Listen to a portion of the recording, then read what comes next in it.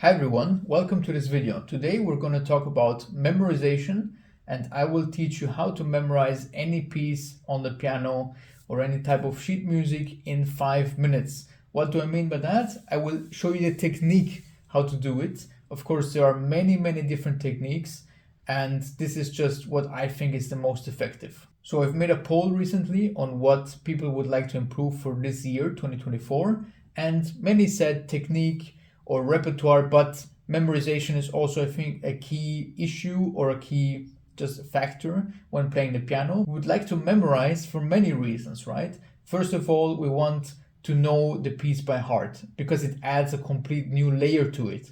But also many performances and competitions and so on just require you to play with a memorized version, right? So without the sheet music. This is also a fair point, but I think the most important thing is just if you know a piece by heart, it just puts you on a completely different level with that piece because it means you know everything about that piece. So memorization is a three-dimensional thing. So there are 3 layers to it. If we just go through them, first of all, there's the harmonic and structural understanding of the piece. Then there is the muscle memory and motoric memorization. And the third one would be the auditory or, with your ears memorization. Let's look at what it means to memorize the structure of a piece and the harmonies, yeah?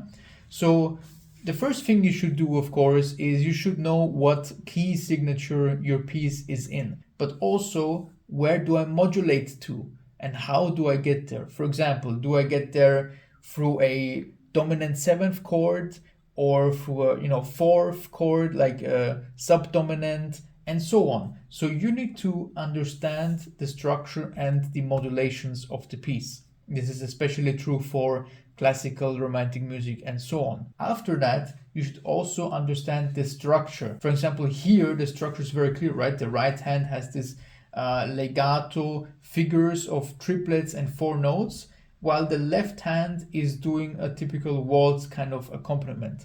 So this kind of information, of course, it changes all the time during a piece, right? I mean, these are waltzes, so you can expect the left hand to be quite similar most of the time, but the right hand and the structure will change, especially, if you're playing any kind of different piece like a sonata or something like this, yeah? It will change quite rapidly. You don't need to memorize every single chord and this is a 7, 9, B or something. You don't need to memorize every single aspect of it.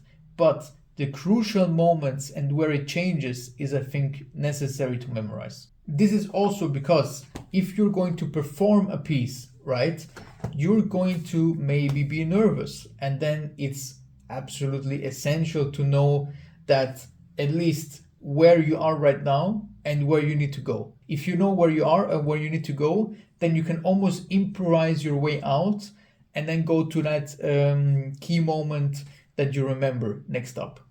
Okay, now that we have talked about this aspect, the next aspect would be muscle memory and motoric memorization. And I think most people are already familiar with that. So I will just quickly talk about it. What is it?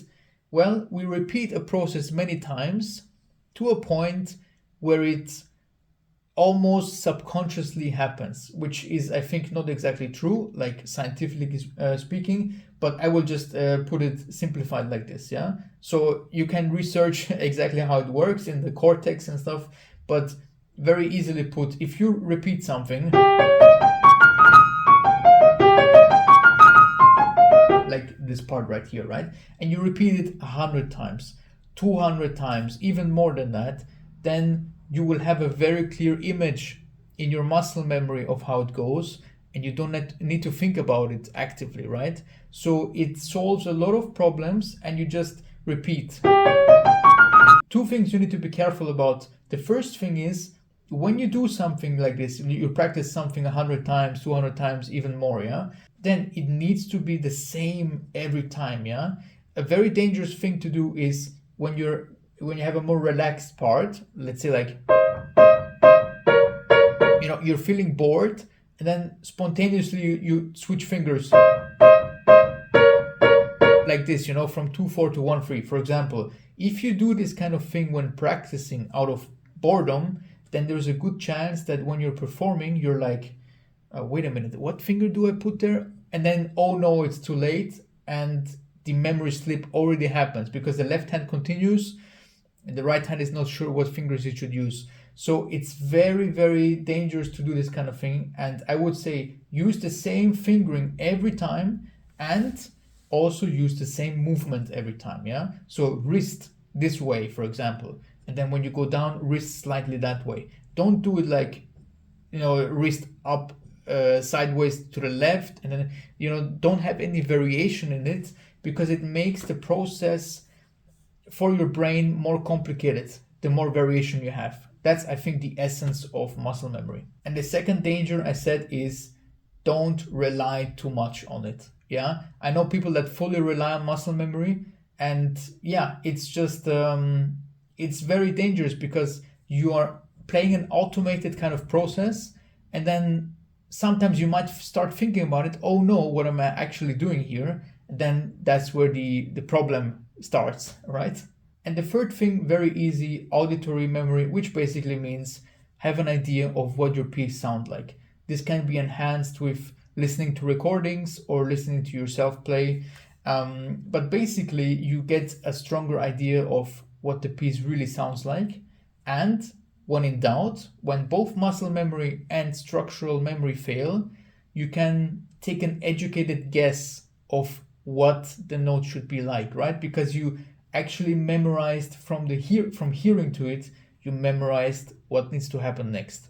And I think having these 3 layers of memorization is very solid, and very few things can go wrong if you have all of those 3 fixed. As I said in the beginning, there are different types of memorization. Some people say like eat a special type of bean when you're playing this part, and then a different one when this kind of thought logic, or use different colors, red color for this part, blue color for this, brown for this one, and then you can remember.